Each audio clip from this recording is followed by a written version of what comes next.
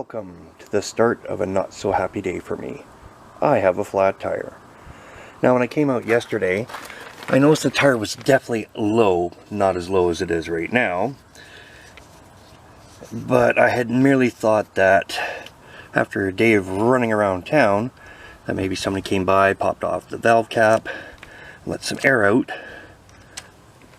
Oh, there's like nothing. Because I couldn't see running over a sharp object causing this. Now I'm starting to believe that it has. So I got a leak somewhere. The upside is, in less than an hour, I'll be going down to the tire shop and this is going to get fixed. In my opinion, a tire pump is a very important item to have in your vehicle at all times. Now, if you're into fitness and you want to build up some muscle and get some exercise out of the deal, a manual tire pump will work just fine. However, I'm the older type, so I'm slightly more lazy. I go with the electric.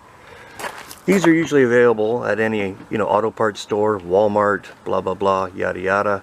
And they plug into your 12-volt / cigarette lighter, and you're usually good to go as long as you've got power. As you can tell, I've opted for the Whisper Quiet model.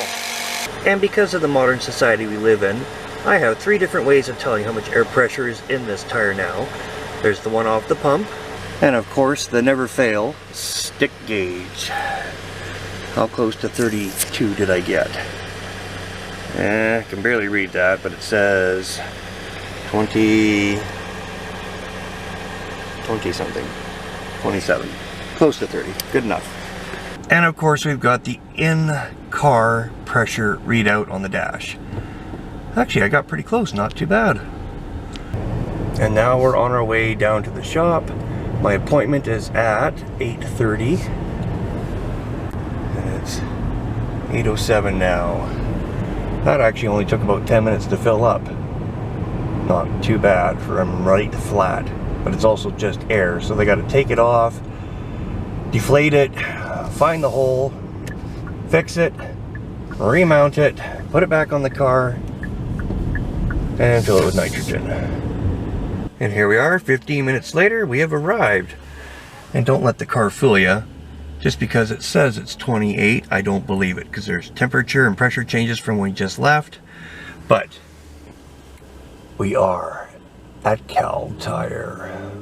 There's a stranger in my car. I'm sure they won't go far away. A few turns of the wheel. Watch them go into the bay. So there we are, 8:36. It's up on the lift. I wonder how long this will take. As much as I enjoy the view outside, let's just have a little rest in the seating area and wait for the car to be done.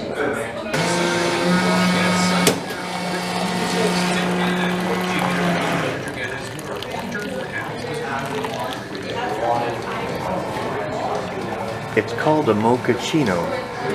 I hope it's good. And there we are, coming out of the bay.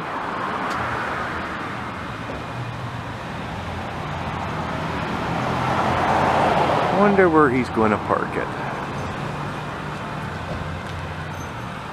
Front door service, or off to the side? He's looking.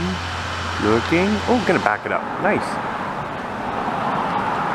$54.77 for a screw in the tire. Oh, I won't be going home in that one. That's the one we're looking for. I definitely like these Nexen tires.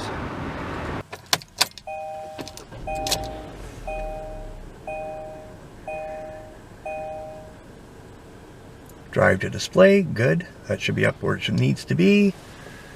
And, of course, 9:15. All said and done. So, just a little over an hour. Not bad at all. So here we are on the road, and we're showing 31, 32, 32, 34. These tire sensors are never 100% accurate. So, I'm assuming the more I drive it, the better balance it'll be. Fingers crossed. Thanks for watching. Like, subscribe, comment. And until next time, Take care.